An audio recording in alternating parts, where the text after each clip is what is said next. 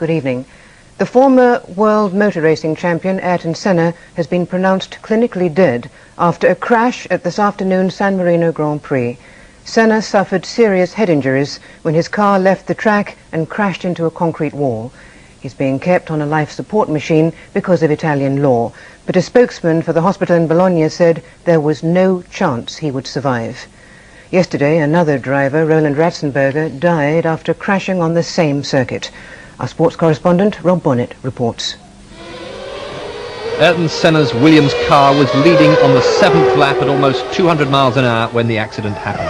This the view ahead from the second-place car of Michael Schumacher as Senna's car veered to the right and into the perimeter wall. The impact sent debris flying into the paths of other drivers, and as the car settled on the trackside, it quickly became clear that Senna was gravely injured.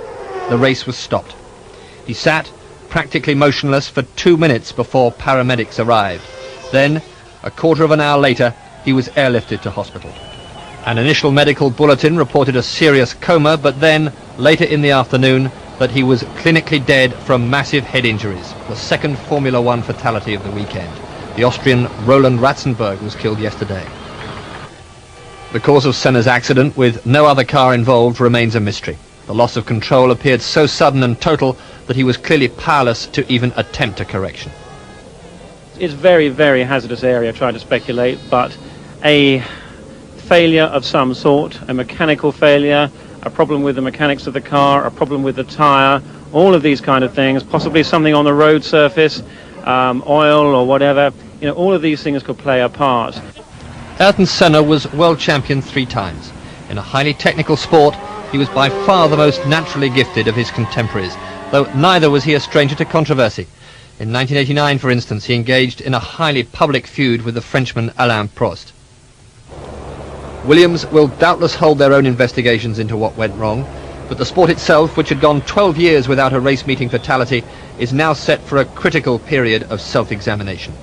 This Grand Prix was beset by other accidents, including one at the start and another after the race had resumed as a loose tyre flew through the pits area. New regulations in force this year were designed for more exciting racing. They were criticised by Senna himself, who predicted a season with lots of accidents. At a sombre news conference after today's race, the first thoughts of the winner were for Senna and the future. I hope we learn from this. I think there is a lot to learn from, and we have to use this. And things like this, they shouldn't happen without taking the experience from it. At the very least, there must be a question mark this evening over the Grand Prix future of the Imola circuit. And in the wider context, the Formula One authorities must now be considering an urgent review of their regulations. Rob Bonnet, BBC News.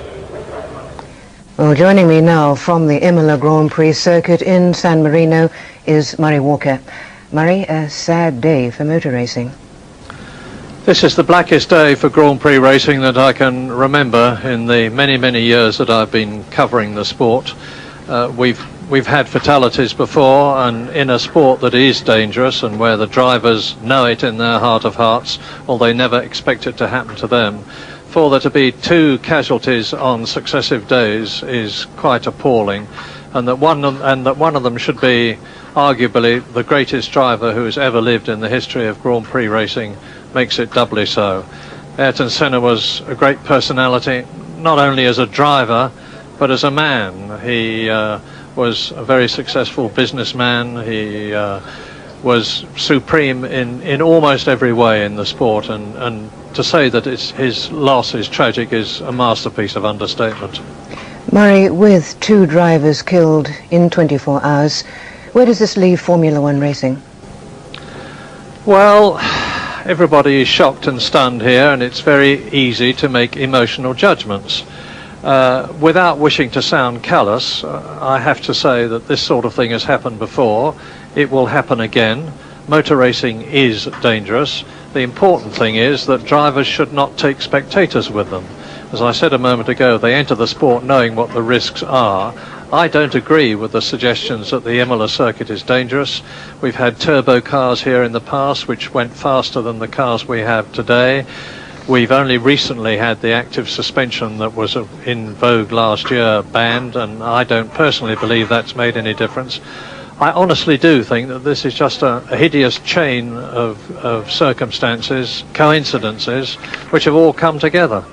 Murray, thank you so much.